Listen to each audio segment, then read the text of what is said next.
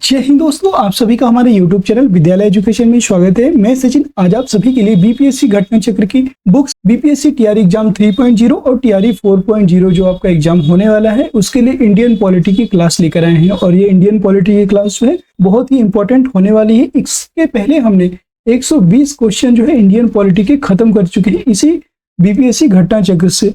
आप देख पा रहे होंगे कि सभी के सभी जितने भी बीपीएससी घटना चक्र के क्वेश्चन है ये सभी पिछले एग्जामों में जितने भी बीपीएससी के द्वारा अपने प्री एग्जाम्स में पूछे गए क्वेश्चन हैं उन सभी के क्वेश्चन हैं। तो इस क्लास में आपको बीपीएससी के द्वारा ही पूछे गए क्वेश्चन देखने को मिलेंगे और ये क्वेश्चन जो है बार बार बीपीएससी के द्वारा रिपीट भी होते हैं। अपने अदर जितने भी एग्जाम होते हैं बीपीएससी के द्वारा उनमें बहुत सारे क्वेश्चन हूबहू देखने को आपको मिलेंगे। आज की क्लास में कुछ ऐसा ही होने वाला है। इसी क्लास से आपके एग्जाम में 2 से 3 क्वेश्चन जरूर मिलेंगे, तो क्लास को ध्यान से जरूर देखिएगा। तो चलिए शुरू करते हैं आज के इस क्लास को। आज की इस क्लास में आप सभी का स्वागत है। आज की क्लास का पहला क्वेश्चन है 121 नंबर से हम शुरू करेंगे।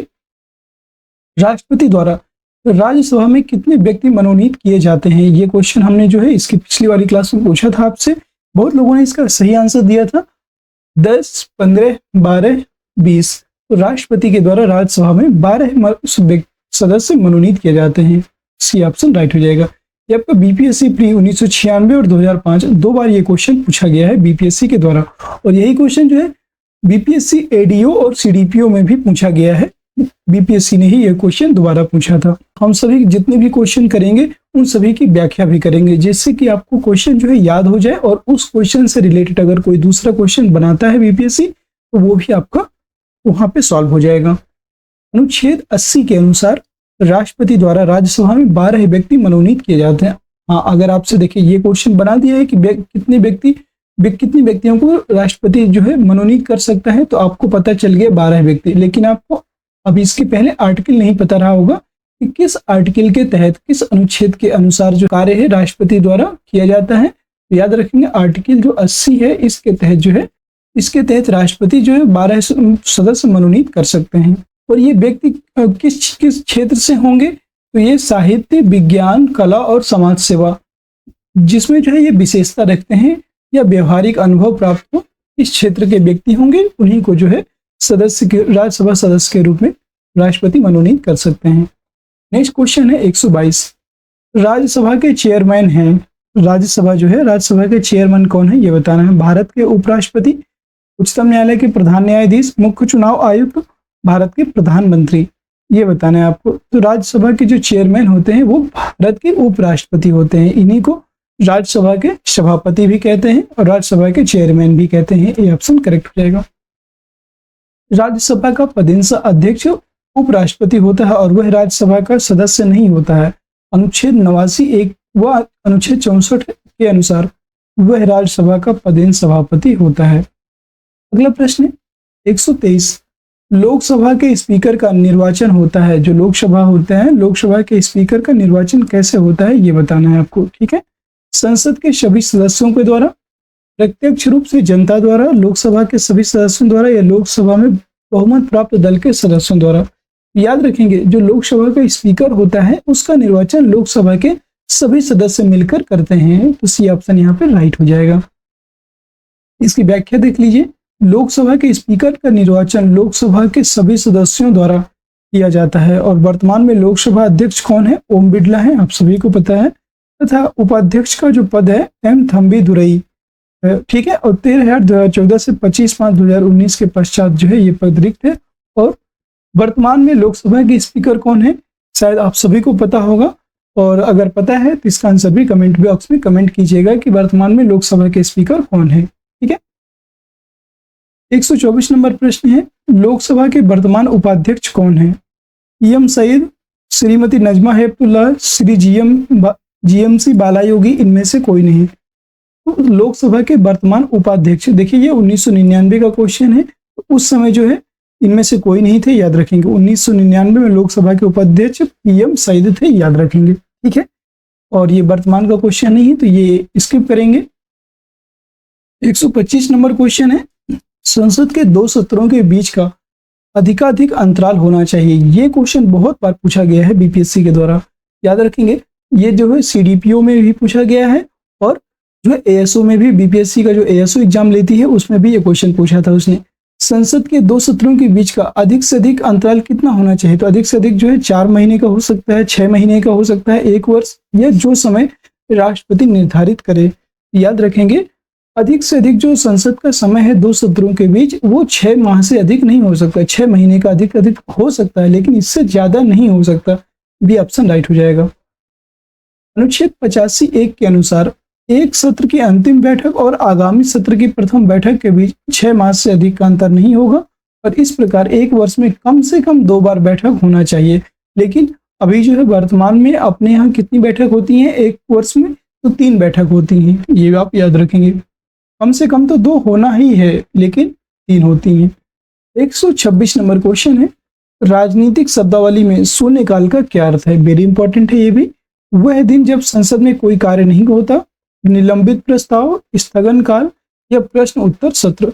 याद रखिएगा, शून्यकाल किसे कहेंगे? शून्यकाल के दौरान जो है प्रश्न उत्तर का सत्र चलता है, इसलिए इसका राइट आंसर डी होगा।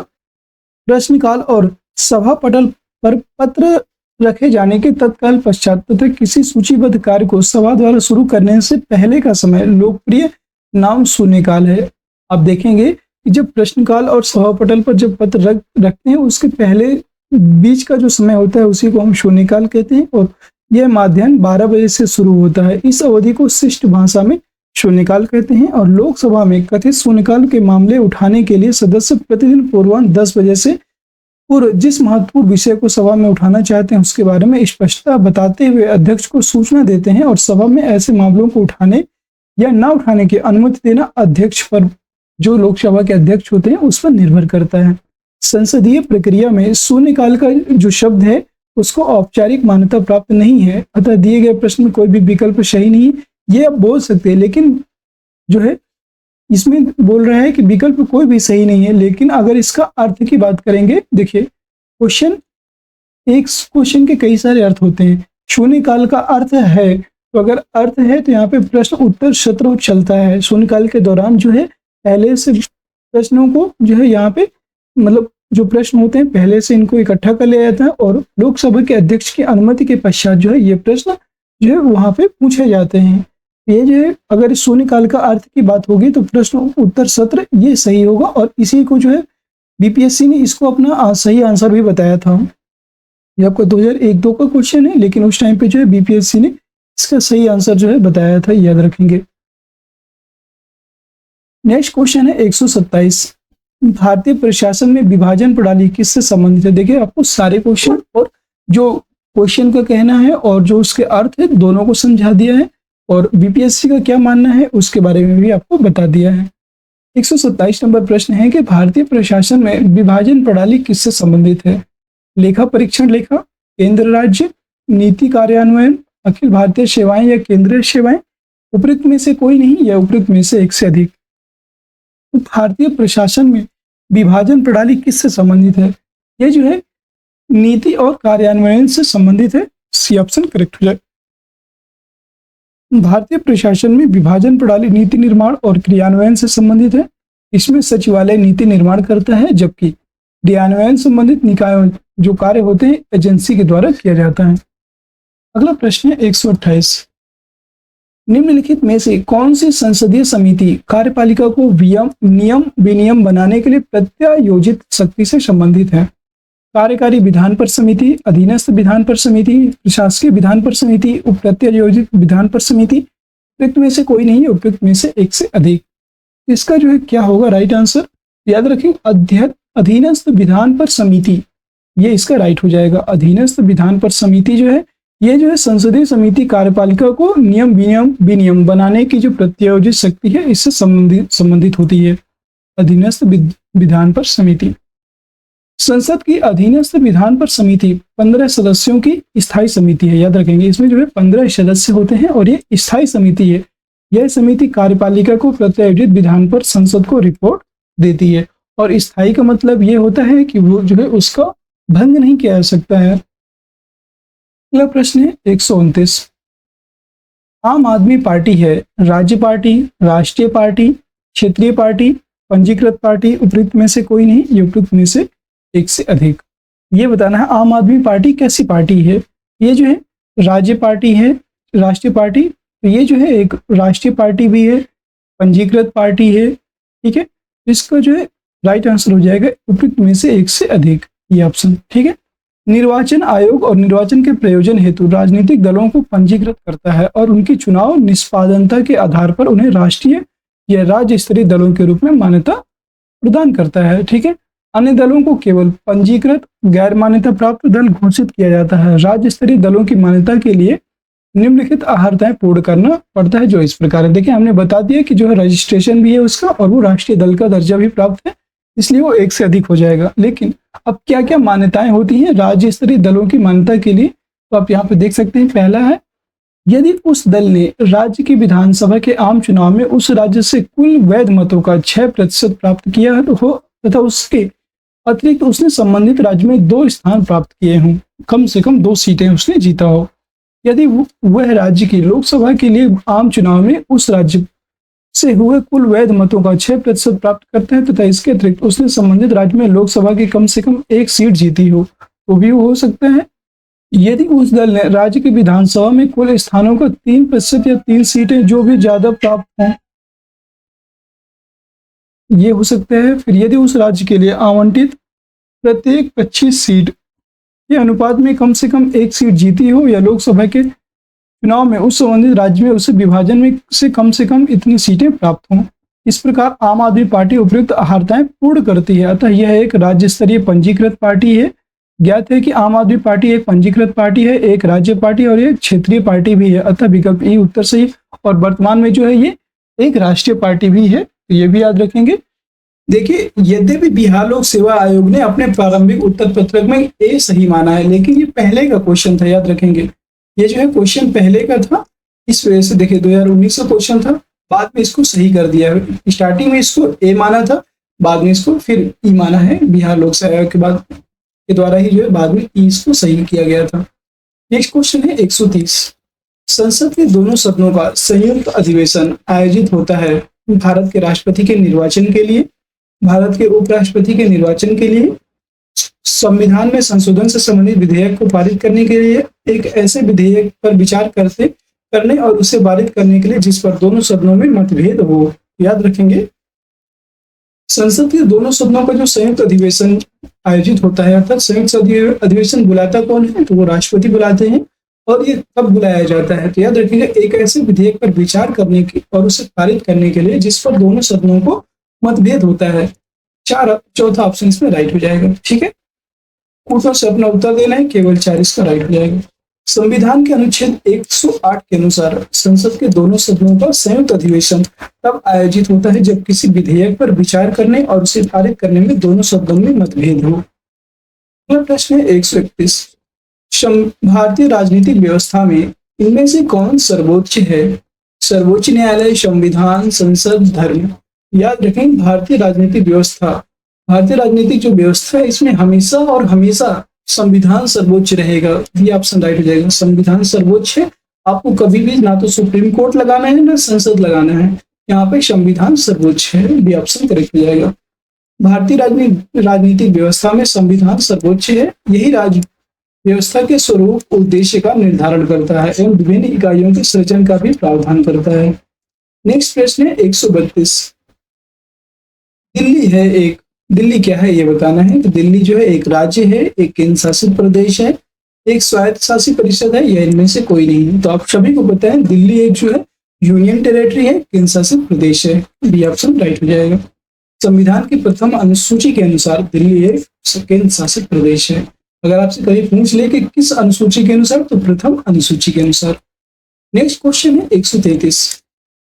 सिक्किम भारत का एक राज्य बनाया गया था 30वें संशोधन के द्वारा, 32वें संशोधन के द्वारा, 35वें संशोधन के द्वारा या 42वें संशोधन के अंतर्गत। याद रखिएगा जो 35वां संविधान संशोधन हुआ था उसके द्वारा 1974 में, 35वां संविधान संशोधन 1974 में हुआ था और इसी में जो है सिक्किम को भारत का एक राज्य बनाया गया था। सी ऑप्शन करेक्ट हो जाएगा। 35वें संशोधन 1974 के द्वारा सिक्किम को भारत में संयुक्त राज्य के रूप में शामिल किया गया था और 36वां जो संविधान संशोधन 1975 में हुआ था इसके द्वारा सिक्किम को 22वां राज्य का दर्जा प्राप्त हुआ है। याद रखेंगे, एक राज्य का दर्जा, एक मतलब एक राज्य बनाया गया है और एक 22वां राज्य का दर्जा दिया गया था, वो 36वें जो संविधान संशोधन हुआ था 1975 में, उसके द्वारा। अगला प्रश्न है 134। बिहार को काटकर एक पृथक वनांचल राज्य का बनना संभव है? राज्य विधानसभा में कानून पारित करके, राज्यपाल द्वारा अध्यादेश को पारित करके, संवैधानिक औपचारिकता को समाप्त करके, या इनमें से कोई नहीं। याद रखेंगे, जो बिहार को काटकर एक पृथक वनांचल राज्य का बनना है, इनमें से कोई नहीं होगा, क्योंकि ये जो है भाग 1 के अंतर्गत आता है, नए राज्यों का सृजन। आपने पढ़ा होगा कि राज्यों का निर्माण और नए राज्यों का सृजन जो करने का जो प्रावधान है, ये भाग 1 में है। इनमें से कोई नहीं, इसका राइट आंसर हो जाएगा। यह अनुच्छेद 3 में आता है। आर्टिकल जो 3 है, इसके अनुसार संसद, जो संघीय संसद है, वो बिहार मतलब संघीय संसद के द्वारा जो है एक नए राज्य का निर्माण किया जा सकता है। अनुच्छेद 3 में दिया हुआ है कि नए राज्यों का निर्माण और वर्तमान राज्यों के क्षेत्रों, सीमाओं या नामों में परिवर्तन, ये जो है आर्टिकल 3 में दिया हुआ है, और उसी के अनुसार जो है बिहार को काट करके एक नया राज्य बनाया गया था, झारखंड। ठीक है, डी ऑप्शन करेक्ट हो जाएगा। अगला प्रश्न है 135। संविधान समीक्षा आयोग, जिसे फरवरी 2000 में गठित किया गया है, और इसके अध्यक्ष कौन है? फरवरी 2000 में इसे गठित किया गया संविधान समीक्षा आयोग। एम.एन. वेंकटचलैया, आर.एस. सरकारिया, कृष्णा अय्यर, फातिमा बीबी। याद रखेंगे, संविधान समीक्षा आयोग के जो अध्यक्ष रहे वो थे एम.एन. वेंकटचलैया। ये ऑप्शन करेक्ट हो जाएगा। संविधान समीक्षा आयोग का गठन फरवरी 2000 में किया गया, और आयोग के अध्यक्ष जस्टिस एम.एन. वेंकटचलैया थे, और आयोग ने अपनी अंतिम रिपोर्ट की बात करेंगे 31 मार्च 2002 को पेश की थी। अगला प्रश्न है 136। वेरी इंपॉर्टेंट क्वेश्चन है। भारत के सर्वोच्च न्यायालय की स्थापना हुई थी। ये क्वेश्चन जो है बीपीएससी टीआरई में पूछा भी गया है।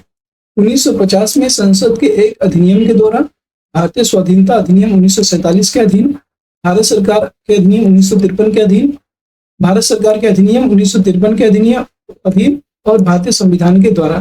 तो भारत के जो सर्वोच्च न्यायालय की स्थापना है, ये भारतीय संविधान के द्वारा की गई है। डी ऑप्शन करेक्ट हो जाएगा। अनुच्छेद 124 में न्यायाधीशों की संख्या का उल्लेख है। जब संविधान प्रारंभ हुआ तब उच्चतम न्यायालय में न्यायाधीशों की संख्या मुख्य न्यायमूर्ति के अतिरिक्त 7 थी। संसद ने उच्चतम न्यायालय न्यायाधीश संख्या 1956 में अधिनियमित करके इस संख्या को 10 कर दिया, और 1960 में बढ़ाकर 13, 1977 में 17 और 1986 में 25 तथा 2008 में 30 तथा 2019 में 33 मुख्य न्यायमूर्ति के अतिरिक्त कर दिया गया है। याद रखेंगे। तो दोस्तों, अगर आप सभी को क्लास पसंद आ रही है तो प्लीज एक बार सभी लोग जो है क्लास को लाइक जरूर कर दीजिए, शेयर कर दीजिए। अगर आप चैनल में नए हैं तो चैनल को सब्सक्राइब भी जरूर कर लीजिए, क्योंकि ऐसी ही जो हमारे द्वारा वीडियो लाई जाती हैं, जिससे कि आपका पूरा का पूरा घटना चक्र यहाँ पे कवर हो जाएगा। और अगर आप बीपीएससी की भी तैयारी करें तो भी आपको यहाँ पे बहुत ही बेनिफिट होगा इस क्लास से। तो सभी लोग जो है प्रॉपर क्लास को करते रहें। 137 नंबर क्वेश्चन है। भारत के सर्वोच्च न्यायालय की स्वीकृत क्षमता, सैंक्शन स्ट्रेंथ क्या है, ये बताना है।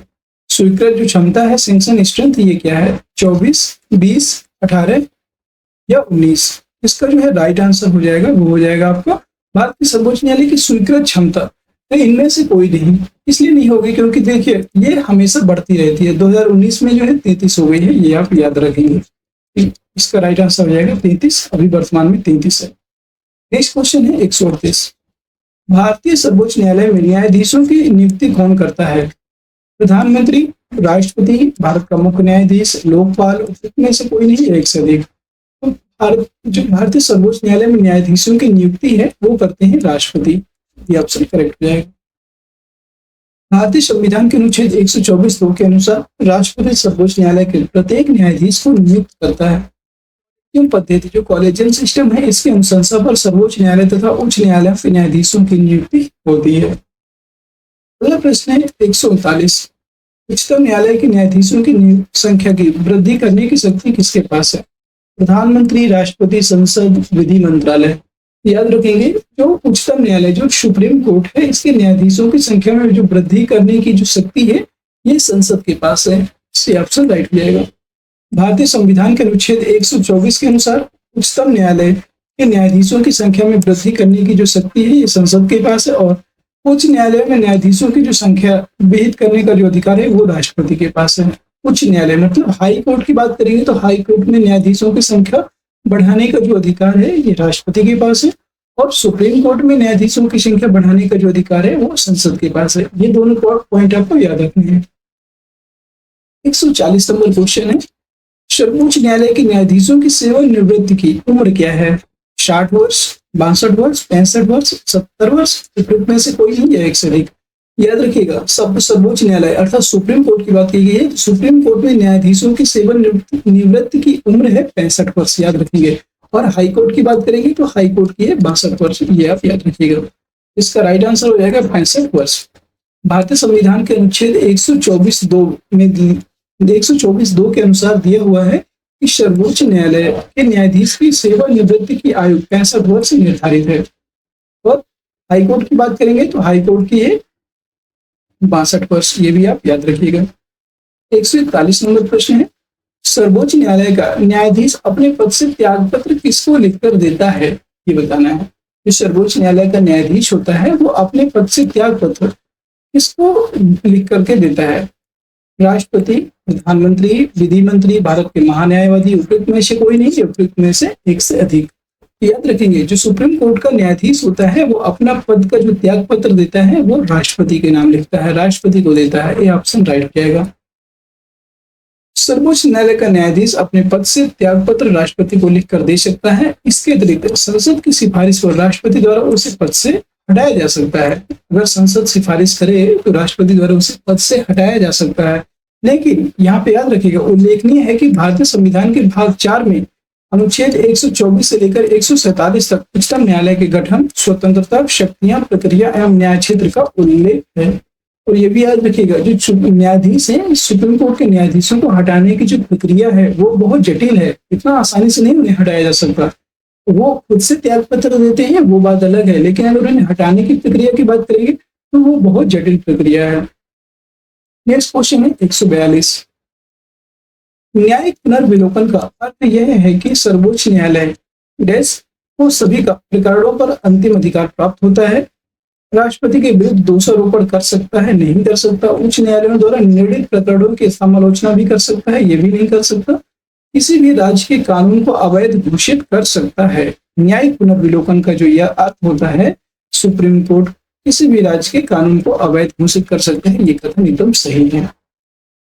न्यायिक पुनर्विलोकन का अर्थ यह है कि सर्वोच्च न्यायालय किसी भी राज्य केंद्र के कानून को अवैध घोषित कर सकता है। यदि केंद्र या किसी राज्य के द्वारा बनाए गए कानून संवैधानिक प्रावधानों का उल्लंघन करते हैं तो सर्वोच्च न्यायालय उन्हें शून्य घोषित कर सकता है। न्यायालय की यह अधिकारिता न्यायिक पुनर्विलोकन कहलाती है, इसी को बोलते हैं जुडिशियल रिव्यू। अगला क्वेश्चन है 147। उम्मीद है आप सभी को ये क्लास पसंद आ रही होगी। अगर आप क्लास ध्यान से कर रहे हैं, अच्छे से कर रहे हैं, तो आपको इसके बाद कोई भी क्लास करने की जरूरत नहीं पड़ेगी। आपका यहाँ पे एक तरह से थ्योरी और क्वेश्चन दोनों एक साथ कवर हो रहा है, तो सच में बहुत अच्छी क्लास है। आप अगर बिलीव करते हैं तो जो विश्वास के साथ क्लास में बने रहिए और अंत तक कीजिएगा। जब तक हम घटना चक्र करवाते हैं आपका पूरा का पूरा सारे सब्जेक्ट का डाउट क्लियर हो जाएगा। 143 नंबर प्रश्न है, भारत में न्यायिक प्रणाली किस पर आधारित है? संविधान, नियमित कानून की उचित प्रक्रिया, परंपरा, कानून द्वारा स्थापित प्रक्रिया, उपयुक्त में से कोई नहीं या एक से अधिक। याद रखेंगे, भारत में जो न्यायिक प्रणाली है ये किस पर आधारित है? ये जो है संविधान पर भी आधारित है, नियमित कानून की उचित प्रक्रिया पर आधारित है, परंपरा पर आधारित है, कानून द्वारा स्थापित प्रक्रिया, उपयुक्त में से एक से अधिक। इसका राइट आंसर हो जाएगा ये ऑप्शन। भारत में न्यायिक प्रणाली का जो न्यायिक प्रणाली संविधान, कानून द्वारा स्थापित प्रक्रिया और परंपरा पर आधारित है। याद रखेंगे ये ऑप्शन उपयुक्त में से एक से अधिक। अगला प्रश्न है 144, राज्य सरकार का कार्यकारी अध्यक्ष या संवैधानिक प्रमुख कौन है? राज्य सरकार की बात की गई है, मुख्यमंत्री, राज्यपाल, मुख्यमंत्री का सचिव, मुख्य सचिव। तो आप सभी को पता है जो राज्य सरकार का कार्यकारी अध्यक्ष होता है गवर्नर, राज्यपाल होते हैं। ये ऑप्शन राइट हो जाएगा। संविधान के अनुच्छेद 154(1) के अनुसार राज्य की जो कार्यपालिका शक्ति है राज्यपाल में निहित होगी। संघ की कार्यपालिका शक्ति, अभी आपसे अगर पूछ लें कि संघ की जो कार्यपालिका शक्ति है ये किस में निहित होगी, तो वो राष्ट्रपति में निहित होगी अनुच्छेद 53 के अनुसार। लेकिन 154 के अनुसार जो है राज्य की कार्यपालिका शक्ति राज्यपाल में निहित होगी, याद रखिएगा। जिसका प्रयोग वह इस संविधान के अनुसार स्वयं या अपने अधीनस्थ अधिकारियों के द्वारा करेगा। देखिए एक बात आपको बता दें यहाँ पे कि हमारे द्वारा एक आर्टिकल की क्लास करवाई गई है। आर्टिकल की क्लास है, अगर आपके पास टाइम है तो एक बार आर्टिकल की क्लास आप सभी लोग कर लीजिए। उसमें 1 से लेकर के 395 अनुच्छेद तक जितने मोस्ट इंपॉर्टेंट अनुच्छेद हैं वो सभी उसमें कवर किए गए हैं। सिर्फ आधे घंटे की क्लास है, आप एक बार डाउनलोड कीजिए या एक बार डायरेक्ट आप देख लीजिए और एक बार एग्जाम से पहले देख लीजिएगा। 2 बार में आपका पूरा अनुच्छेद कंप्लीट हो जाएगा। अगर बाई द वे 1 या 2 क्वेश्चन भी पूछता है अनुच्छेद से तो उसका सिंगल क्वेश्चन नहीं छूटेगा। सारे अनुच्छेद उसमें जितने भी इंपॉर्टेंट है सारे कवर कर दिए गए हैं। तो आर्टिकल की क्लास जो है जरूर देखिएगा। आर्टिकल की क्लास का लिंक मैं इस वीडियो के डिस्क्रिप्शन में भी डाल देंगे, वहां से भी आप जो है देख सकते हैं। 145 नंबर क्वेश्चन है, किसी राज्य का राज्यपाल नियुक्त किया जाता है प्रधानमंत्री द्वारा, भारत के मुख्य न्यायाधीश द्वारा, राष्ट्रपति द्वारा, उच्च न्यायालय के मुख्य न्यायाधीश द्वारा, उपयुक्त में से कोई नहीं या उपयुक्त में से एक से अधिक। याद रखें, किसी जो राज्य का राज्यपाल होता है वो राष्ट्रपति के द्वारा नियुक्त किया जाता है। सी ऑप्शन राइट हो जाएगा। किसी राज्य के राज्यपाल की नियुक्ति राष्ट्रपति के मुहर लगे आज्ञा पत्र के माध्यम से होती है। उल्लेखनीय है कि भारतीय संविधान के भाग 6 के अनुच्छेद 153 से लेकर 167 तक राज्य की कार्यपालिका का वर्णन है और राज्य कार्यपालिका में राज्य मुख्यमंत्री, मंत्रिपरिषद और राज्य के महाधिवक्ता जो एडवोकेट जनरल होते हैं सम्मिलित होते हैं। इसमें राज्यपाल राष्ट्रपति के प्रसाद पर्यंत पद धारण करता है। इसके अलावा वह कभी भी राष्ट्रपति को संबोधित करके अपना त्याग पत्र भी दे सकता है। अगला क्वेश्चन है 146, वेरी इंपॉर्टेंट है। भारतीय संविधान के अनुसार राज्यों के विधायिका में सम्मिलित हैं विधान परिषद एवं राज्यपाल, नहीं, विधानसभा एवं विधान परिषद एवं राज्यपाल, ये तो सम्मिलित तो है, ठीक है, सम्मिलित हैं। विधानसभा एवं विधान परिषद राज्यों के विधायिका में सम्मिलित हैं। देखिए, विधान परिषद और राज्यपाल ये तो सही है लेकिन पूर्ण रूप से सही नहीं है।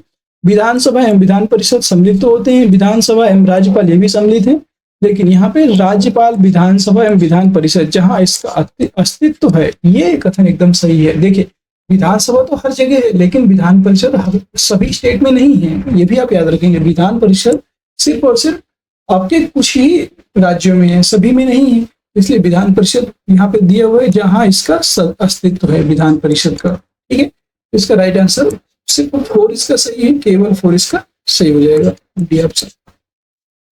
अनुच्छेद 168 के अनुसार राज्यों की विधायिका में शामिल है राज्यपाल, विधानसभा, विधान परिषद जहां इसका अस्तित्व है। देखिए, हर जगह तो है नहीं, विधान परिषद जहां इसका अस्तित्व है वहां पे विधान परिषद भी लागू होगी।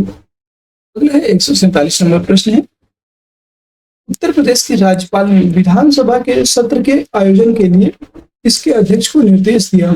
ऐसा करने में वे उन अधिकारों का उपयोग कर रहे थे जो उनके पद में निहित हैं। अनुच्छेद 172 द्वारा, अनुच्छेद 175 द्वारा, अनुच्छेद 175(2) के द्वारा या अनुच्छेद 176 के 2 के द्वारा।